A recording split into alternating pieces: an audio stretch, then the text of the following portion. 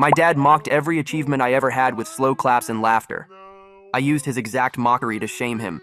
Every single time I accomplished something, my dad would do this fake slow clap and laugh like I'd told the funniest joke in the world. When I made honor roll in 6th grade, he looked at the certificate and said, "Wow, they must be giving those to everyone now." When I got into varsity soccer as a freshman, he laughed and asked if they needed someone to carry water bottles. When I got accepted to college with a partial scholarship, he actually doubled over laughing and said the school must be desperate for tuition money. He'd tell his poker buddies about my achievements like they were comedy sketches, always ending with how standards had really dropped these days. Meanwhile, when Dad got Employee of the Month at his accounting firm, he framed the certificate and made us celebrate at a steakhouse. When he won $50 on a scratch-off, he called everyone he knew.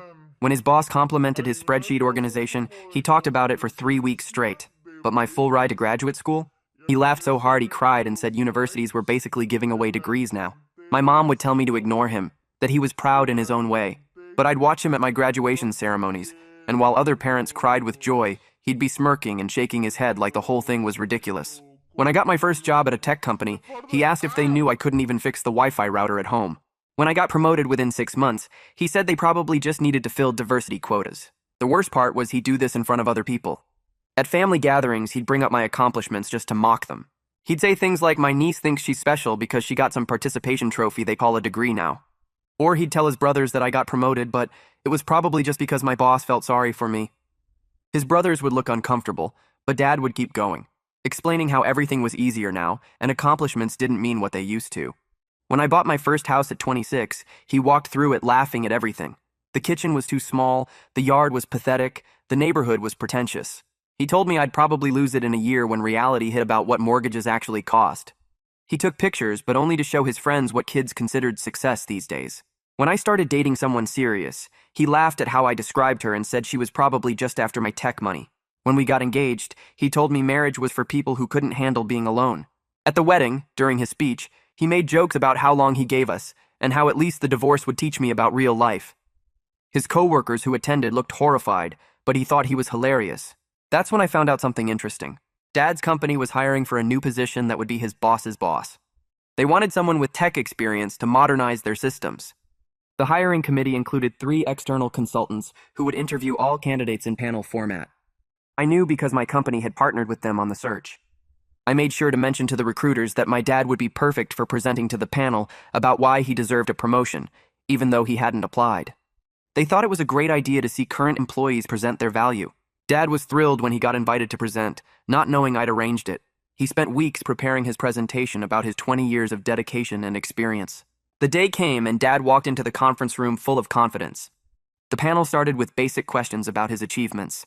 Dad started listing them, and that's when I walked in as the 4th panel member, the tech consultant they'd brought in to evaluate digital readiness. Dad's face went white, but he had to continue. He talked about his Employee of the Month award, and I did his signature slow clap and laughed. The other panel members looked confused. He mentioned streamlining a process, and I laughed harder, asking if that meant he finally learned to use shortcuts in Excel. Dad tried to continue, but I kept interrupting with his favorite phrases. When he talked about mentoring junior employees, I asked if that meant taking credit for their work. When he mentioned his reliability, I laughed and said showing up was basically participation trophy stuff now. The panel members were getting uncomfortable, but I explained this was just the communication style I'd learned from him, that accomplishments should be met with skepticism and mockery to keep people humble. Dad tried to defend his achievements, but I laughed at each one, saying standards must have really dropped if that counted as success. I asked the panel if they noticed how everything was easier in his generation, and accomplishments didn't mean what they do now. Dad ended up stumbling through the rest of his presentation, while I smirked and shook my head at everything he said. The panel thanked him for coming, but their faces said everything. I stepped out of the conference room and heard the door click shut behind me. The other panel members followed, their shoes making quiet sounds on the hallway carpet. Carson caught my arm and pulled me toward an empty office. His face was red and his jaw was tight. He asked what the hell just happened in there. I could see the other consultants watching us from down the hall, whispering to each other. Carson said that was the most unprofessional interview he'd ever witnessed in 20 years of hiring. His hand was still gripping my arm and I pulled away. I told him I was demonstrating the exact communication style my father used on me for 25 years. Carson's eyes went wide and he took a step back. I explained that Dad deserved to understand how it felt to have every achievement mocked and dismissed. Carson shook his head and said regardless of personal history, what I did was completely inappropriate for a professional hiring panel. He said I humiliated their employee in front of external consultants and made everyone uncomfortable. I started to explain more, but Carson held up his hand. He said he needed to report this to my supervisor and walked away without another word. The next morning, my phone rang before I even got to my desk. Lila's assistant said she needed to see me immediately. I walked to her office and found her standing by the window with her arms crossed. She didn't ask me to sit down. Lila said Carson contacted her last night about my behavior during the panel. Her voice was cold and controlled in a way I'd never heard before. She said I used our company partnership to orchestrate personal revenge, and that could damage our firm's relationship with the accounting company. I tried to explain that Dad had mocked every single achievement I'd ever had. Lila cut me off mid-sentence and said she didn't care about my personal issues. She walked over to her desk and put both hands on it, leaning forward. She told me my personal problems don't excuse sabotaging a professional process. Lila said if I ever pulled something like this again, I'd be terminated immediately. She pointed at the door and told me to get out of her office. I got home that evening and my fiancé was making dinner.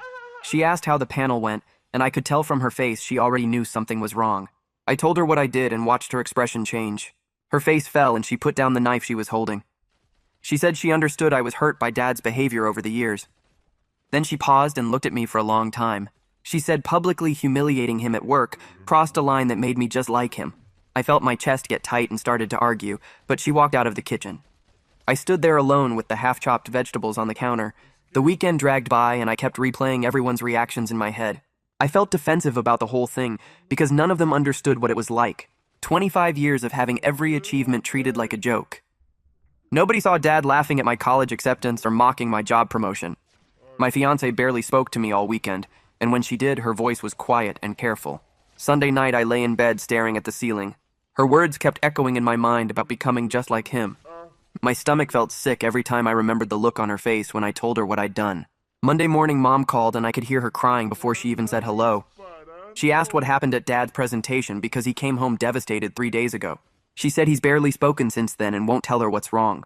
Her voice cracked and she begged me to explain what happened. She said Dad just keeps saying his own kid destroyed him at work. I felt something twist in my chest hearing her cry like that. Mom had always made excuses for Dad, but now she sounded genuinely scared about what was going on with him.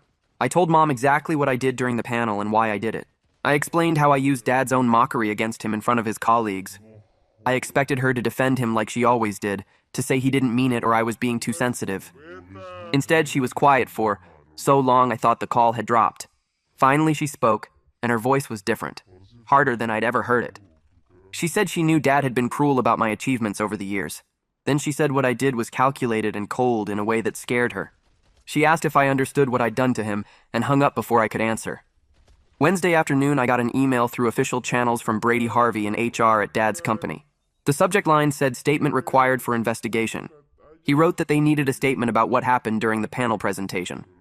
Dad filed a complaint about hostile work environment created by the panel process. Brady said they were conducting a formal investigation, and I needed to come in to give my account of what occurred. My hands shook as I read the email. I forwarded it to Lila, and she called me 5 minutes later. She said I needed to get a lawyer before I gave any statement, and that our company's legal team would be in touch. Friday morning, I sat across from Brady in a small conference room at the accounting firm. He had a notepad in front of him and a recording device on the table between us. I gave my statement about using Dad's communication style to make a point about how his mockery felt. Brady wrote notes while I talked and didn't interrupt. When I finished, he looked up from his notepad. He said he understood I had personal issues with my father. Then he explained that regardless of my intentions, I created a situation where their employee was humiliated by a vendor consultant. He said that was a serious problem for their company. Brady asked if I understood the professional boundaries I'd violated. I nodded and signed the statement he typed up. Walking out of that building, I felt the weight of what I'd done settling on my shoulders in a way it hadn't before. I got to my desk Monday morning and found an email from the accounting firm's legal department sitting in my inbox. The subject line said formal complaint regarding panel conduct, and my stomach twisted when I opened it. They laid out everything that happened during Dad's presentation in careful legal language that made my mockery sound even worse than I remembered. They detailed how I disrupted a professional hiring process and created a hostile environment for their employee. They were requesting a formal response from my company and an investigation into my conduct. I forwarded it to Lila immediately, and she called me into her office 20 minutes later. Her face was tight with anger when I walked in, and she had the email pulled up on her screen. She asked me if I understood the position I'd put our company in, and I started to explain, but she held up her hand to stop me. She said the accounting firm was threatening to end their partnership with us over this, and she had to spend her morning writing an apology letter for my behavior. She showed me the draft, and I could see how carefully she'd worded it to take responsibility without admitting legal fault. She said she'd defended me to upper management, but this was my final warning and any similar conduct would result in immediate termination. I nodded and apologized, but she just pointed at the door and told me to get back to work. Tuesday afternoon, my phone rang from a number I didn't recognize, and when I answered, a man's voice said it was Tyson. It took me a second to place the name, and then I realized it was Dad's poker buddy from all those years of hearing about their games. He said he needed to talk to me about what happened with Dad, and asked if I could meet him for coffee. I almost said no, but something in his voice made me agree. We met at a place near my office, and Tyson was already there when I arrived, looking older than I remembered from family gatherings. He ordered us both coffee, and then sat back in his chair studying me. He said he'd known my dad for 15 years through their poker group, and he'd watched Dad mock my achievements at every game.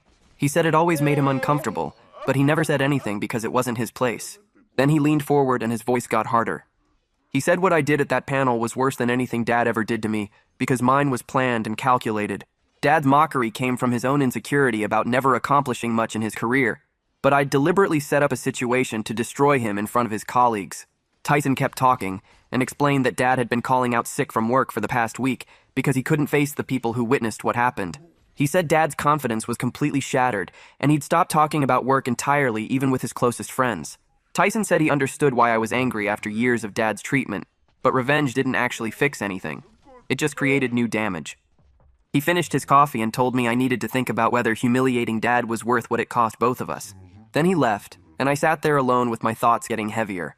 I realized Dad hadn't called me once since the panel presentation happened, which was weird because he normally couldn't resist commenting on everything I did. The silence felt different from his mockery, heavier somehow, like the space between us had filled with something worse than his jokes. I kept checking my phone expecting a sarcastic text or a voicemail with his laugh, but there was nothing.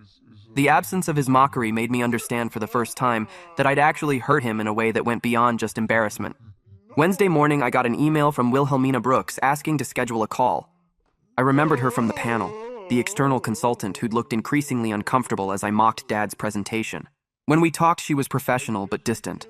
She said she was withdrawing from the executive search process because what she witnessed at the panel made her too uncomfortable to continue working with the firm. She explained that she'd been hired to evaluate candidates objectively, but what happened with Dad and me turned the process into something personal and ugly. She said family issues shouldn't contaminate professional settings the way I'd allowed them to, and she couldn't be part of a search that had been compromised like that. She wished me well and hung up before I could respond. I sat staring at my phone, realizing that my revenge had damaged more than just Dad's reputation. It had affected other people's careers and the firm's hiring process. That evening, my fiancée came home from work and found me sitting on the couch staring at nothing. She sat down next to me and took my hand and said we needed to talk about what my revenge said about our future together. Her voice was gentle but serious, and she said she'd been thinking about what happened at the panel all week. She said she was worried that I was capable of such calculated cruelty when someone hurt me. She asked how she could trust that I wouldn't do something similar to her if we had a big fight or went through a rough patch in our marriage. She said she needed to know I could handle conflict in healthier ways than planning elaborate revenge. I felt something break inside me when she said that, and I started crying. I told her the revenge didn't feel satisfying at all like I thought it would, and now I just felt empty and ashamed. She pulled me close and held me while I cried and said healing from Dad's treatment required therapy, not revenge. She said she'd support me if I was willing to do the real work of processing my hurt instead of trying to inflict it on other people. Friday afternoon, Carson called my cell phone directly instead of going through official channels. His voice was tired when I answered, and he said he had news about Dad. He told me Dad had withdrawn his complaint against the firm and resigned effective immediately. Carson said Dad claimed in his resignation letter that he couldn't work somewhere that allowed him to be treated the way I'd treated him during the panel. But Carson said everyone knew the real reason was that Dad couldn't face the embarrassment of staying after what happened.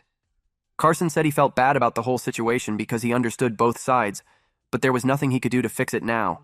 He told me Dad had 20 years at that firm and walked away from all of it because of one presentation. Then he hung up and I sat there feeling sick. Mom called an hour later, and this time her voice wasn't sad, it was angry. She said Dad's career was destroyed because of what I did, and I needed to understand the full consequences of my revenge. She said Dad was 53 years old, and he'd resigned without another job lined up. She asked how they were supposed to manage their mortgage and bills if he couldn't find something comparable at his age. She said Dad had spent 20 years building his reputation at that firm, and I'd ruined it in one afternoon. Her voice cracked and she said she didn't know if she could forgive me for this, and then she hung up. I tried calling her back, but she didn't answer. The guilt hit me hard that night when I really thought about what I'd done. Dad's mockery had hurt me for 25 years, but it never actually damaged my career or my achievements. I still got promoted, still bought my house, still got engaged, all despite his jokes. But my revenge cost him his job of 20 years and destroyed his professional reputation. I wanted him to feel small like he'd made me feel all those years, but I hadn't thought about the real-world consequences beyond that moment of satisfaction. I'd focused so much on making him understand my pain that I didn't consider what it would actually cost him. Now he had no job and a ruined reputation, and I had to live with knowing I'd done that to him on purpose. I spent the next 3 days trying to reach Dad, but every call went straight to voicemail, and my texts stayed on delivered without any response. Each attempt made the guilt heavier, because I knew he was actively avoiding me and I couldn't blame him for it. Mom finally called back on Wednesday afternoon, and her voice sounded tired when she told me Dad wasn't ready to talk yet. She said the resignation broke something in him that she hadn't seen before, like he couldn't face being the person who got humiliated at work by his own kid. She didn't know when he'd be ready to hear from me, and honestly, she wasn't sure he ever would be. The way she said it made me understand that this wasn't just about hurt feelings anymore. It was about Dad's entire sense of who he was getting destroyed in front of his colleagues. I thanked her for telling me and hung up feeling worse than before, because at least when I didn't know, I could pretend he might answer eventually. Lila called me into her office Friday morning and closed the door behind us, which immediately told me this wasn't good news. She sat down and pulled up an email on her screen before turning it toward me so I could read it. The accounting firm was ending their partnership with our company, effective immediately because of what happened during the panel presentation. They cited breach of professional conduct and said they couldn't continue working with a firm that allowed consultants to use business settings for personal vendettas. Lila's face was hard when she told me this was going to cost us a contract worth over $200,000 annually. She said the executive team decided I was reassigned to a different division where I wouldn't have any contact with external partners or clients. My role in consulting was done, and I'd be moving to internal systems development starting Monday.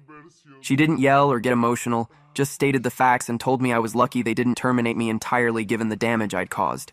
I left her office understanding that my revenge didn't just hurt Dad, it hurt my own career and my colleagues who depended on that contract. My fiancé brought up therapy that weekend while we were sitting on the couch, not really watching the movie playing on TV. She said she'd been thinking about everything that happened, and she was worried about me going into our marriage carrying this much anger and hurt. She told me she loved me, but she needed to see that I was committed to being better than the pain Dad had caused me over the years. The way she looked at me when she said it made me realize she was genuinely scared that I might handle conflicts in our marriage the same way I handled this situation with Dad. She suggested I find a therapist who specialized in family stuff before the wedding so I could work through 25 years of feeling dismissed and mocked. I agreed because I could see in her eyes that this wasn't just a suggestion. It was something she needed from me if we were going to move forward. I found a therapist the following week through my insurance and scheduled an appointment for that Thursday afternoon. The office was in a building downtown, and the waiting room had those generic calming paintings that every therapy office seems to have. The therapist was older with gray hair and glasses, and she had me fill out intake forms before we started talking. I spent the first session just explaining the history with Dad, all the slow claps and mockery and how it felt to have every achievement treated like a joke. She listened without interrupting and took notes occasionally, but mostly just let me talk. When I got to the part about the panel presentation, she asked me what I thought I'd accomplish by doing that to him. I told her I wanted him to understand how his mockery felt, and she nodded slowly before saying that revenge from a place of hurt doesn't actually heal anything. It just spreads the pain around. She said Dad's behavior was clearly about his own insecurities, but my response was about making him hurt the way I hurt, which meant I was still letting his opinion define my worth. That hit harder than I expected because I realized she was right. Tyson called again 2 weeks into my therapy sessions, and his voice sounded strained when I answered. He said Dad had been applying for accounting positions at other firms, but he kept bombing the interviews because his confidence was completely destroyed. Tyson told me he'd gone to lunch with Dad the previous week and watched him try to talk about his professional achievements, but his voice started shaking, and he had to stop. He said it was painful to watch because Dad was actually good at his work. He just lost the ability to advocate for himself after what happened at the panel. Tyson wasn't calling to make me feel guilty, he said, but he wanted me to understand that Dad couldn't even function professionally anymore. I thanked him for letting me know, and sat there after the call thinking about how I'd taken away the one thing Dad seemed to value about himself. The realization came slowly over the next few days as I processed what Tyson had said. I took away Dad's career pride the same way his mockery tried to take away my pride in my achievements. The symmetry of it should have felt satisfying, but instead it made everything worse because I proved I could hurt him, but I didn't prove anything about my actual worth. All those years of accomplishments were real, regardless of whether Dad acknowledged them. But now I destroyed his career, and that was real too. The revenge didn't make me feel better about myself. It just made me someone who could calculate how to hurt another person in the place they felt most vulnerable. I brought this up in therapy, and my therapist helped me see that I was still measuring my value against Dad's opinion, just in a different way now. Mom sent me a text message 3 weeks after Dad resigned, and it was short and direct. They were selling the house because they couldn't afford the mortgage without Dad's income from his old job. She said she wasn't trying to make me feel guilty, but she wanted me to understand the full impact of what happened at that panel. The house I grew up in, where Mom had lived for 30 years, was going on the market because I'd cost Dad his career. I read the text 5 times, and each time it felt heavier. This wasn't just about hurt feelings or damaged pride anymore. It was about real financial consequences that would change their entire lives. I wanted to call her, but I didn't know what to say that wouldn't sound like empty apologies or excuses. My fiancé and I had a long conversation that night about the wedding, and she suggested we postpone it until I was in a better emotional place. She said she was supportive of me working through this in therapy, but she needed to see real change in how I handled conflict before we made that commitment to each other. The way she said it was gentle but firm, and I understood she was drawing a boundary about what she'd accept in our relationship. We agreed to push the wedding back 6 months and use that time for me to continue therapy and for us to do some couples counseling together. She told me she loved me and believed I could do the work, but she needed to see it actually happening, not just hear me say I would change. In therapy over the following weeks, I worked on understanding that Dad's mockery was never really about me or what I accomplished. My therapist helped me see that Dad was afraid his own achievements weren't enough, that he'd spent 20 years at an accounting firm doing solid work, but never becoming a partner or getting major recognition. When I succeeded in ways he never did, it highlighted his own perceived failures, and he dealt with that by diminishing my accomplishments. The therapist said my revenge came from that same place of inadequacy, trying to prove something about my worth by making him hurt. She helped me understand that seeking validation through revenge just kept the cycle going because I was still letting Dad's opinion matter more than my own assessment of my achievements. Brady contacted me 5 weeks after the panel incident through a professional email to my work address. He said Dad's former colleagues had been asking questions about what happened, and the story was spreading through their professional network in ways that made both Dad and me look bad. People were hearing different versions and filling in gaps with speculation that painted us both as unprofessional and vindictive. Brady suggested I might want to reach out to Dad directly, before the narrative got worse and damaged both our reputations beyond repair. He said this as someone who understood family dynamics could get messy, but also as an HR professional who'd seen how workplace conflicts could follow people for years. I thanked him for the heads up and sat staring at my computer screen, trying to figure out how to reach someone who wouldn't answer my calls or respond to my messages. I opened my laptop and started typing the letter to Dad, deleting and rewriting the first sentence at least 10 times. Each version felt either too defensive or too apologetic, and I couldn't find the right balance between acknowledging what I'd done and explaining why I'd done it. I finally settled on starting simple, just telling him I was sorry for what happened at the panel and that I wanted him to understand my perspective, even though I knew it didn't excuse my behavior. The words came easier after that, and I wrote about how his mockery had accumulated over 25 years until I couldn't see my own achievements as real anymore, just as jokes waiting for his punchline. I explained that I'd wanted him to feel what I felt, to understand how it crushed something inside me every time he laughed at the things I was proud of, but I acknowledged that public humiliation at his workplace was wrong regardless of my reasons. I didn't try to minimize what I'd cost him or pretend the consequences weren't severe, just admitted that I'd been angry and hurt and handled it in the worst possible way. I printed the letter and addressed an envelope, staring at his name written in my handwriting and wondering if he'd even open it or just throw it away. I mailed it the next day and then spent the following week checking my phone constantly, waiting for a response that never came. Mom called 2 weeks after I sent the letter, and her voice sounded tired in a way that made my chest tight. She told me Dad had read the letter multiple times, that she'd found him in his study late at night with it spread out on his desk, and once she'd walked in to find him crying with the pages in his hands. She said he was starting to recognize how much damage his mockery had done over the years, really seeing it clearly for the first time instead of brushing it off as harmless jokes. But she also said he was struggling with the fact that his own behavior had led directly to what I did at the panel, that he'd created the situation that destroyed his career, even if I was the one who executed it. Mom's voice cracked when she told me Dad kept saying he didn't know how to fix what he'd broken in me, and now I'd broken something in him, and maybe neither of them could be repaired. She didn't sound angry anymore, just sad and exhausted, like she'd been carrying too much weight for too long and finally had to set it down. Tyson called me 3 months after the panel incident, and I almost didn't answer because I figured he was calling to tell me what a terrible person I was. Instead, He said Dad had finally gotten a job offer at a smaller accounting firm across town with significantly lower pay and fewer benefits. Dad was taking it because they needed the income after burning through most of their savings during the job search, but everyone in their professional circle knew it was a major step down from where he'd been. Tyson said Dad's former colleagues had been asking questions about why he left so suddenly, and the rumors ranged from performance issues to personal scandals, none of them close to the truth, but all of them damaging. He told me Dad went to the new office every day looking defeated, like someone had taken away the one thing he felt confident about and left him scrambling to rebuild from nothing. Tyson wasn't calling to make me feel guilty, he said, just to let me know that the consequences were still unfolding, and Dad was paying for his behavior in ways that went beyond just losing his job. I sat in my therapist's office working through the complicated mess of guilt and anger that came with knowing Dad was suffering because of what I'd done. The therapist helped me understand that my self-worth couldn't be tied to either Dad's approval or his mockery, that I'd accomplished everything despite his behavior, rather than because of any motivation it provided.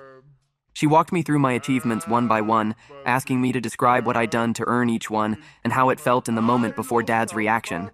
I talked about studying for hours to make honor roll, practicing soccer until my legs ached, working late nights on projects that led to my promotion, and she made me see that all of that was real, regardless of how Dad responded to it. She said Dad's opinion didn't change the validity of my achievements any more than a stranger's opinion would, but I'd given him power over how I saw my own success by needing his validation.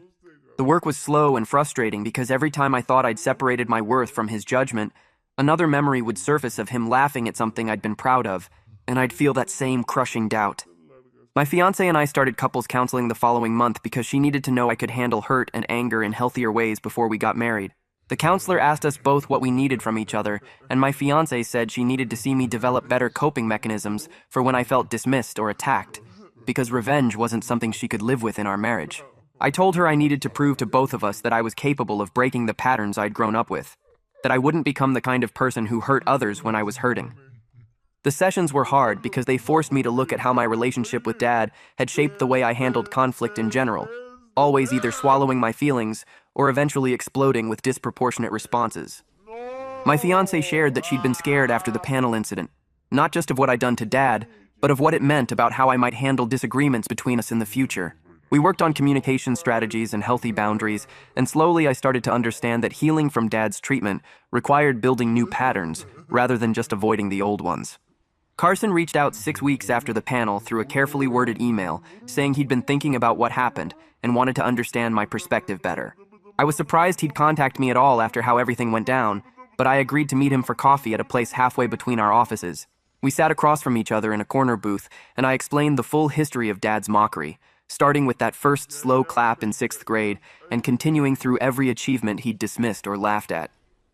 Carson listened without interrupting, his expression shifting from uncomfortable to understanding as I described 25 years of having my accomplishments treated as punchlines. I told him about the wedding speech where Dad predicted my divorce in front of everyone we knew, and how that had been the moment I decided he needed to experience what his mockery actually felt like. Carson nodded slowly when I finished and said he appreciated me being honest about my motivations, even though it didn't change the fact that what I'd done was wrong. Carson leaned back in his seat and said he'd grown up with a father who was hypercritical of everything he did, never satisfied with any achievement and always pointing out what could have been better. He described how that kind of parental dismissiveness created lasting damage that showed up in unexpected ways throughout his adult life, making him second-guess his decisions and constantly seek validation from others.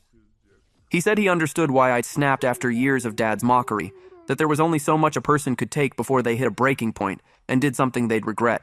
But he also said what I'd done was still wrong because I'd planned it deliberately rather than just losing my temper, and that calculation made it harder to justify even with the context of Dad's behavior. He told me he hoped both Dad and I could find a way to heal from this, because carrying that kind of pain around just poisoned everything else in life, and we both deserved better than to be defined by the worst things we'd done to each other. Mom called a month later and asked if I'd come to dinner, saying Dad was ready to talk to me. My hand started shaking when I heard that because I'd been waiting for this conversation, but also dreading it, knowing it would be painful regardless of how it went. I agreed to come over that Friday evening, and I spent the days leading up to it rehearsing what I'd say and imagining every possible way the conversation could unfold. I drove to their house feeling like my stomach was full of rocks, parking in the driveway and sitting in my car for 5 minutes before I could make myself go inside. Mom answered the door and hugged me tight, whispering that Dad was nervous too and to please be patient with him. I walked into the dining room and saw Dad sitting at the table staring at his hands, and the whole scene felt surreal after months of him refusing to speak to me. The dinner was silent and awkward for the first 20 minutes, with all of us pushing food around our plates and making occasional comments about nothing important. Dad barely looked at me, keeping his eyes on his plate or the wall behind my head, and I could see how much effort it took him just to be in the same room. Mom tried to start conversations about neutral topics, but they all died quickly, and the tension kept building until it felt like the air was too thick to breathe. Dad set down his fork and cleared his throat, and I knew this was it. The conversation we'd been avoiding was about to happen whether we were ready for it or not. He said he'd been thinking about all the times he'd mocked my achievements, really examining each incident, and trying to understand why he'd done it, and he was starting to see why I'd done what I did at the panel, even though it had destroyed him professionally. Dad's voice was quiet and strained as he admitted that my accomplishments had highlighted his own perceived failures, that watching me succeed in ways he never had made him feel small and inadequate. He said seeing me get a full ride to graduate school when he'd never finished his bachelor's degree, watching me buy a house at 26. When he'd been 35, knowing I'd gotten promoted faster than he ever had in his entire career, all of it had made him feel like he hadn't done enough with his life. He explained that mocking my achievements was his way of protecting himself from that feeling, of convincing himself that my success didn't count as much as his own smaller victories because standards had dropped or I'd gotten lucky. He looked at me directly for the first time and said it was never really about me or what I'd accomplished. It was about his own fear that he wasn't enough. And never would be, and he'd dealt with that by trying to make my achievement seem less significant. He said it didn't excuse his behavior, and he knew the damage he'd done couldn't be undone. But he wanted me to know the mockery had never been because my accomplishments weren't real or impressive. It was because they were too real, and it terrified him. I sat there staring at my plate while Dad's words hung in the air between us. Mom reached over and squeezed both our hands, and the gesture felt like she was trying to hold us together physically, since we couldn't manage it emotionally. I cleared my throat and forced myself to look at Dad directly, instead of at the wall behind his head. I told him I was sorry again for what happened at the panel, that I wanted him to feel the same shame and smallness he'd made me feel for years. But I didn't think about what it would actually cost him. Dad nodded slowly and said he understood why I did it, even though it destroyed everything he'd built at that firm. We both sat there acknowledging out loud that we'd hurt each other badly, and neither of us had handled our pain in anything close to a healthy way. The admission felt heavy and uncomfortable, but also necessary, like lancing an infected wound that had been festering for decades. Dad pushed his food around his plate and said he wasn't ready to forgive me yet for costing him his career. His voice was quiet but firm, and I respected the honesty even though it stung. I told him I wasn't ready to forgive him for 25 years of mockery either, that we couldn't just erase that damage with one conversation. Mom looked like she wanted to push us toward reconciliation faster, but she stayed quiet and let us navigate this ourselves. Dad and I agreed that maybe forgiveness wasn't something we could reach right now, but understanding each other better was at least a starting point. We finished dinner in relative silence, but it felt different from the tension at the beginning, more like we were both processing instead of avoiding. The next few months passed in a strange pattern of occasional phone calls that felt stilted but honest. Dad would call on Tuesday evenings usually, and we'd talk about surface things at first before gradually getting into harder topics. He told me about his therapy sessions, and how his therapist was helping him understand why he'd needed to diminish my achievements to protect his own ego. I shared what my therapist was saying about how revenge doesn't actually heal the original hurt, it just creates new hurt for everyone involved. Our conversations were awkward, and sometimes one of us would get defensive and we'd have to back off and try again later. But slowly we started talking about things that didn't revolve entirely around the panel incident or his years of mockery. We talked about work and life, and slowly started to remember that we were related by more than just our mutual damage. My fiancé and I had a long conversation about the wedding and what it meant to be moving forward with marriage while I was still working through so much family stuff. She suggested we postpone until the following year to give me more time in counseling and to make sure I was really making progress. I felt disappointed at first because I wanted to prove I could move forward, but I also knew she was right. We rescheduled everything and told our families we needed more time to work through some personal issues. My fiancé said she could see me making real progress in how I handled difficult emotions, and that made her optimistic about our future together. She wasn't giving up on me, just asking me to do the work before we made a permanent commitment. I appreciated that she was willing to wait, while also holding me accountable for actually changing. Dad settled into his new job at the smaller firm, and I heard updates through Mom and Tyson about how he was doing. Tyson called me one afternoon and said Dad seemed different now, less interested in bragging about small victories and more genuine when he talked about his work. He said the humiliation had forced Dad to examine his behavior in ways he never did before when everything was comfortable. Tyson thought Dad was actually becoming a better version of himself, even though the path there had been brutal for everyone involved. I didn't know how to feel about that. Glad Dad was changing, but guilty that it took destroying his career to make it happen. Mom echoed similar observations, saying Dad was quieter but also more present, actually listening when she talked instead of waiting for his turn to talk about himself. 6 months after the panel incident, I got promoted at work despite the reassignment to a different division. Lila called me into her office and said my work had been exceptional and they were moving me up with a significant raise. I felt proud but also nervous about telling Dad because I didn't know how he'd react. I called him that evening and told him about the promotion, bracing myself for some version of his old mockery, even though we'd been making progress. Instead, he congratulated me without any sarcasm or edge to his voice. He said he was proud of me and that I'd earned it through hard work. I felt my throat get tight and had to take a second before I could respond because it was the first genuine acknowledgement of my achievements I'd ever gotten from him. We talked for a few more minutes about the new role and responsibilities, and the whole conversation felt surreal in how normal and supportive it was. Mom called me a week later to tell me about Dad's therapy sessions and how he talked about the panel incident as a turning point. She said his therapist had him examining all the times he'd mocked my accomplishments and recognizing the pattern of behavior he'd been perpetuating. Dad apparently told his therapist that seeing his own tactics used against him made him understand for the first time how cruel and diminishing they actually were. Mom said it was painful to watch him work through all that guilt and shame, but she thought both of us needed something to break the cycle we'd been stuck in. She wasn't excusing what I did, but she also wasn't excusing his decades of mockery, just acknowledging that we'd both contributed to a toxic dynamic that needed to end. Dad called me 6 months after our first dinner conversation, and his voice sounded different, more settled somehow. He said he'd been thinking about all my achievements over the years and going through them one by one in therapy. He told me he was genuinely proud of everything I'd accomplished, from honor roll in 6th grade to my current promotion. His voice cracked when he said he was sorry it took public humiliation for him to recognize what he'd been doing to me all those years. I sat on my couch listening and felt tears running down my face because I'd waited my whole life to hear those words. We talked for over an hour about specific memories and moments where his mockery had cut deep, and he apologized for each one individually. I told Dad I was sorry too, that it took calculated revenge for me to express how much his mockery hurt me instead of finding healthier ways to communicate. I said I wished we'd both been brave enough to have honest conversations years ago instead of letting the hurt build until it exploded in the worst possible way. Dad agreed, and we both acknowledged that we couldn't undo the damage we'd done to each other, but we could try to build something better going forward. The conversation felt like a real turning point, not just surface reconciliation, but actual understanding of how we'd both failed each other. We agreed to keep working in therapy and to keep having these honest conversations even when they were uncomfortable. My fiancé suggested we all meet together to talk about boundaries before the rescheduled wedding. She wanted to make sure Dad and I were on the same page about how we'd handle family events going forward.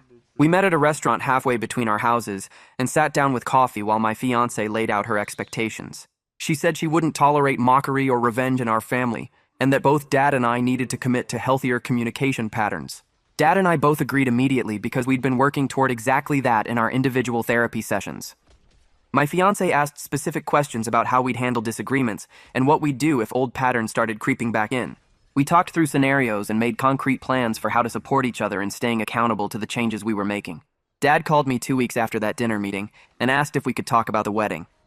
I expected another excuse or maybe an attempt to back out of the conversation we'd started. Instead, he told me he wanted to contribute money toward the wedding costs as an apology for his engagement party speech. His voice sounded different, quieter somehow, without the usual edge of mockery. He said he'd been thinking about what he said that night, about predicting our divorce and making jokes about how long we'd last. He told me it was cruel, and he wanted to make it right in whatever way he could. I sat there holding my phone, not sure how to respond because this was the first time Dad had ever acknowledged his behavior and tried to fix it. I told him he didn't have to do that, but he insisted he wanted to help pay for the venue or the catering or whatever we needed. I accepted his offer because it felt like a real gesture, not just empty words. My fiancé was surprised when I told her, and she said it showed he was serious about changing. We picked out a nicer venue than we'd originally planned since Dad's contribution made it possible. My next therapy session focused on something I'd been avoiding for months. The therapist asked me if the revenge at the panel had actually healed the hurt from Dad's years of mockery. I wanted to say yes, that seeing him stumble through his presentation while I laughed had made everything better. But sitting there in that office, I had to admit the truth. The revenge created new hurt for both of us without fixing the old wounds. I told the therapist about the satisfaction I felt in that conference room, watching Dad's face go white when I walked in. I described how good it felt to use his own tactics against him, to make him feel small the way he'd made me feel small for 25 years. But then I had to talk about everything that came after. Dad losing his job, Mom crying on the phone, my fiancé looking at me differently. The therapist helped me understand that healing required processing the pain, not passing it on to someone else. She said revenge is like drinking poison and expecting the other person to die. I'd hurt Dad badly, but I was still carrying all the same hurt he'd given me over the years. The only difference was now I had guilt and shame on top of everything else. Dad and I started having monthly dinners after that conversation about the wedding money. We picked a restaurant halfway between our houses and agreed to meet there on the first Friday of every month. The first dinner was so awkward I almost left twice. We sat across from each other, barely making eye contact, ordering food we didn't really want. Dad asked about my job and I gave short answers. I asked about his new position and he did the same. Everything felt forced and uncomfortable, like we were strangers trying to have a conversation. But we kept showing up every month because we'd both committed to trying. By the third dinner, we could talk about basic stuff without the tension being so thick. By the sixth dinner, Dad told me about a problem he was having at work and actually asked for my advice. I gave him some suggestions about updating their digital systems, and he listened without making jokes or dismissing what I said. We still had moments where old patterns crept in. He'd start to make a sarcastic comment and catch himself. I'd feel defensive about something small and have to breathe through it. But gradually, we found we could talk about our lives without everything turning into a judgment or a mockery. My fiancée pulled me aside one night after I got home from therapy and told me she wanted to talk. I braced myself for bad news because her tone was serious. Instead, she said she was proud of the work I'd been doing. She told me she could see real changes in how I handled conflict and hurt. When her mom made a passive-aggressive comment at dinner the week before, I'd stayed calm instead of getting defensive. When my project at work got criticized, I took the feedback without spiraling into self-doubt. She said these things seemed small, but they showed I was learning healthier ways to deal with difficult emotions. Then she said something that made me tear up. She told me she was excited to marry me now that she knew we could work through hard things together. For months after the panel incident, she'd been scared that I'd handle our inevitable conflicts with the same calculated cruelty I'd shown Dad. Watching me do the therapy work and seeing actual changes had given her confidence in our future. We set a new wedding date for the following spring, giving us time to finish the couples counseling we'd started. The wedding day arrived on a perfect April morning with clear skies and warm sun. I stood at the altar watching my fiancé walk down the aisle and felt genuinely happy for the first time in over a year. The ceremony was simple and beautiful, exactly what we'd wanted. But the moment that stuck with me came during the reception when Dad stood up to give his speech. The room got quiet, and I felt my stomach tighten, remembering his engagement party speech where he joked about our divorce. Dad looked nervous, holding his note cards with shaking hands. He started by saying he'd given a speech at our engagement party that he deeply regretted. Then he talked about watching me grow up and accomplish things he'd never dreamed of achieving. He listed specific achievements, my honor roll certificates, my soccer trophies, my college acceptance, my graduate degree, my job promotions, my house purchase. His voice cracked when he said he was genuinely proud of everything I'd accomplished and ashamed that it took him so long to say it out loud. He talked about the person I'd become, someone who worked hard and treated people with kindness, even when life was difficult. He said he was honored to be my father and grateful that I'd given him another chance after he'd spent years being the father I deserved. Several family members came up to me afterward saying they'd never heard Dad talk that way before. His brother told me Dad had been practicing that speech for weeks, wanting to get every word right. After the wedding, Dad and I kept up our monthly dinners and added something new. We started going to family therapy sessions together every other week. The therapist specialized in parent-child relationships and helped us navigate the complicated process of rebuilding trust. Some sessions were productive and we'd leave feeling like we'd made progress. Other sessions were hard, with both of us getting defensive or falling back into old patterns. Dad struggled with accepting responsibility for how his mockery had damaged me. I struggled with letting go of my anger and resentment. The therapist kept reminding us that change was difficult and backsliding was normal. What mattered was that we kept showing up and kept trying. We created new patterns slowly, learning to communicate without attacking each other. When Dad felt insecure about something, he practiced saying that directly instead of making jokes at my expense. When I felt hurt by something he said, I practiced telling him calmly instead of planning revenge. It wasn't perfect, and we still had rough moments, but we were both committed to breaking the patterns that had damaged us for so long. A year after the panel incident, I attended a professional conference for tech consultants downtown. I was standing in line for coffee when someone tapped my shoulder. I turned around and saw Carson standing there with a conference badge. We both looked surprised, and he asked if we could talk for a minute. We found a quiet corner away from the crowds, and Carson asked how things were going with Dad. I told him we'd been working on rebuilding our relationship through therapy and monthly dinners. Carson nodded and said he was glad we were both getting help. He told me what he'd witnessed that day in the conference room clearly came from deep pain on both sides. He said he'd thought a lot about that panel over the past year, about how family dynamics can poison professional situations. Carson shared that he'd started therapy himself to work through issues with his own father.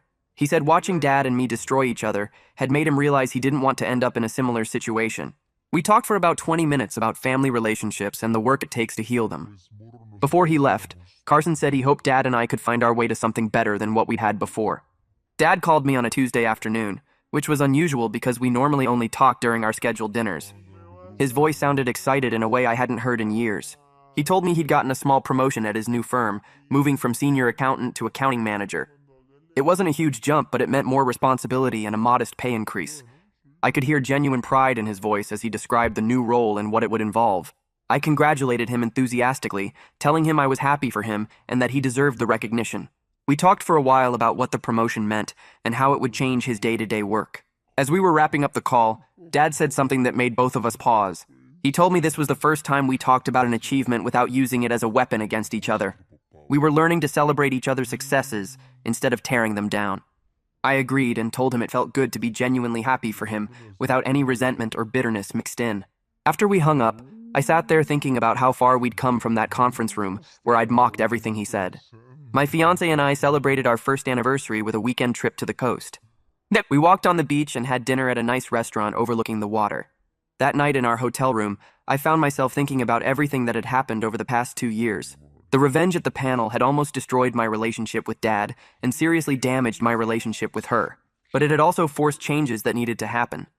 If I hadn't humiliated Dad in that conference room, we might have kept going the way we'd always gone, with him mocking my achievements and me building up resentment. The explosion was terrible and hurt everyone involved, but it broke the pattern we'd been stuck in for 25 years. I was grateful we'd all done the hard work to heal instead of letting the hurt define us forever. My fiancé asked what I was thinking about, and I told her. She said she was proud of how much work I'd put into therapy and into rebuilding my relationship with Dad. She told me the person I'd become over the past year was someone she was excited to build a life with. I sat in my therapist's office for what felt like the 100th time, but this session was different. We'd been working for over a year on processing everything related to Dad and the panel incident. The therapist asked me where I was now with all of it, how I felt about what Dad had done and what I'd done in response. I took a long time to answer because I wanted to get it right. I told her that Dad's mockery had damaged me in ways I was still discovering. His constant dismissal of my achievements had made me doubt my own worth and seek validation in unhealthy ways. But I'd finally accepted that his mockery didn't define my worth. My accomplishments were real regardless of whether he acknowledged them. At the same time, I'd accepted that my revenge had damaged him, but didn't define my character. I'd done something cruel and calculated, but that wasn't who I wanted to be going forward. The therapist nodded and said this was the work, accepting that we're all more than the worst things we've done to each other. Dad and I were both capable of change if we chose to do the hard work. I was choosing it every day in therapy and in our monthly dinners. Dad was choosing it in his own therapy and in how he talked to me now. We both carried scars from what we'd done to each other, but we were learning to use those scars as reminders to treat each other better. A month after our anniversary trip, Dad called me and asked if I wanted to go fishing. We hadn't done that since I was maybe 10 years old, back before everything got complicated between us.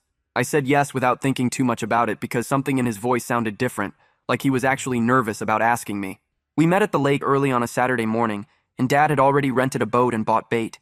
He looked older than I remembered, more tired around the eyes, but he smiled when he saw me, and it reached his eyes for once. We loaded our stuff into the boat and headed out to the middle of the lake where Dad said the fish were biting lately. For the first hour, we just fished in comfortable silence, which was nice because we didn't have to force conversation or pretend everything was perfect. Eventually, Dad started talking about how he'd been going to therapy twice a week and working through a lot of stuff about his own dad, who apparently never told him he was proud of anything either. He said he finally understood that he'd been passing down the same hurt his father gave him, just in a different form. I listened and kept my eyes on my fishing line because it was easier than looking at him while he said these things. Dad told me he was genuinely proud of everything I'd accomplished, from making honor roll in 6th grade to buying my house to marrying someone who clearly made me happy. He said his actions would back up his words from now on because words without actions were just empty noise. I believed him this time because he'd been proving it for months now with the phone calls and the genuine congratulations and the therapy work he was doing. We caught a few fish and threw them back, and by the time we headed back to shore, I felt like maybe we'd turned a real corner together.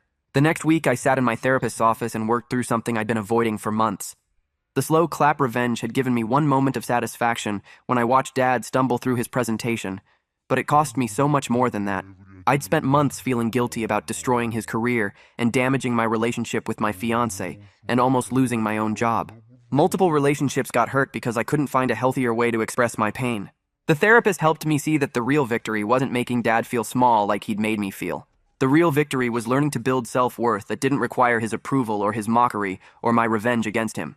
My achievements were real and valuable because I accomplished them, not because Dad finally acknowledged them or because I got even with him for dismissing them. I'd spent so long seeking validation from someone who couldn't give it that I forgot to validate myself. The therapist said this was the hardest work, learning to recognize your own worth without needing external proof. I left that session feeling lighter than I had in years because I finally understood that Dad's opinion of me, good or bad, didn't define what I'd actually achieved.